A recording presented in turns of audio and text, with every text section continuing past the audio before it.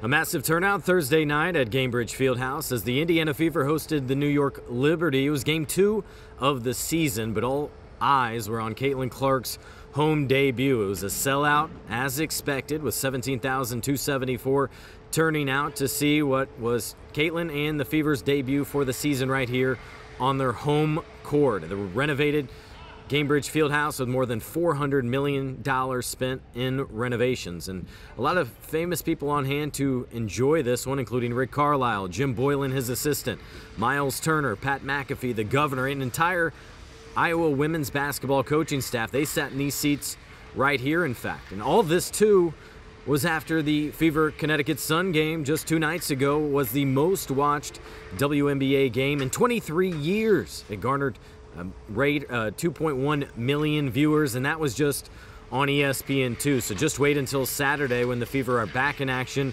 That one, though, is on ABC. Now, tonight's game began a special stretch of Indiana versus New York. Pacers host the Knicks coming up on Friday right here. Then the Fever at Liberty on Saturday afternoon. And if the Pacers can force a Game 7, they will play at Madison Square Garden at 3:30 coming up on Sunday. Now, Caitlin finished with 9.7 rebounds and 6 assists. Once again, she dealt with foul issues throughout most of the game, had 3 fouls by halftime, picked up 4 and 5, didn't ultimately foul out before head coach Christy Sides waved the white flag with about 3 minutes left in this game. I mean, it's a process, and she's going to be fine. She's figuring it out.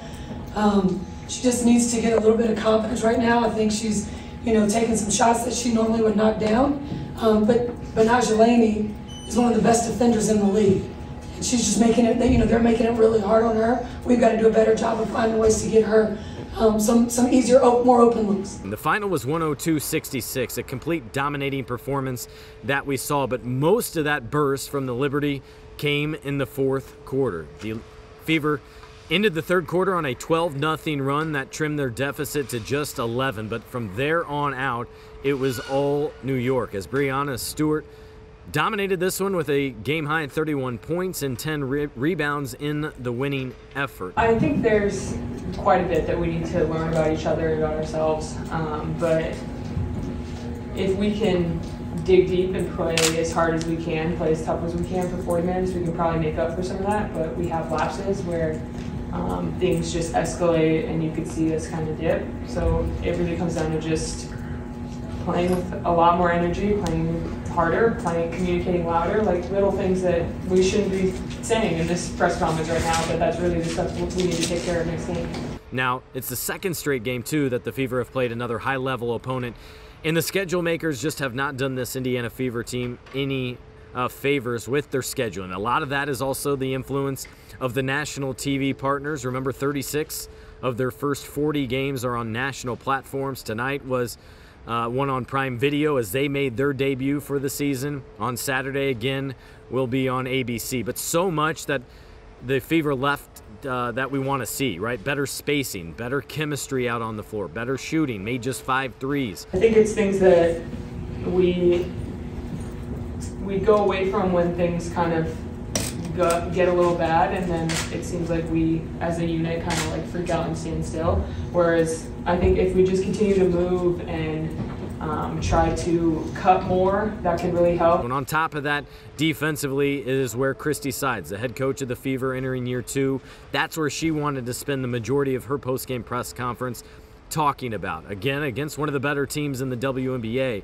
It's not a reality check. You expected for the Fever to struggle early on in this season, just dictated by their schedule, lack of practice time, the fact that they've only had 12 days of practice, and then beyond that, the newness. There is a reason they won the top overall pick and had the rights to draft Caitlin Clark. This is a work in progress. We knew that from the beginning. And so you'll want to check back here and see where the group is probably in a month or so. But right now it's getting through the struggle. It's finding little victories along the way, because otherwise it could be kind of very dark during these times as a team tries to establish themselves and figures out what things look like. But like I said, Coach Christy Sides postgame, her emphasis was on defense and on the team's lack of maturity shown. And I can't say it enough. I've got to find 5 that'll get out there and defend without fouling, and just be able to stop somebody so we can get out and run and do what we do on offense. You don't win a lot of games in this league only scoring 66 points, but also you don't win a lot of games giving up 102. So we've got a lot to figure out.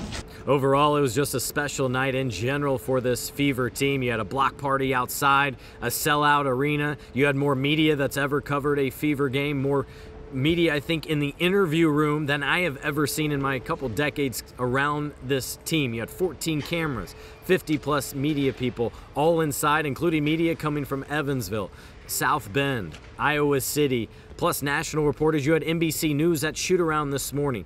And coming up on Monday, we'll see Caitlin Clark on the Today Show. So that's the type of interest that is on this Fever team, and in particular with Caitlin Clark. And big news as well coming from the league just today, that the fact that all teams will get charters for every game starting next week. Now, the Fever enjoyed this game. The Fever fans were able to see the first glimpse of this team, but so much to work on and so little time to do that currently stated.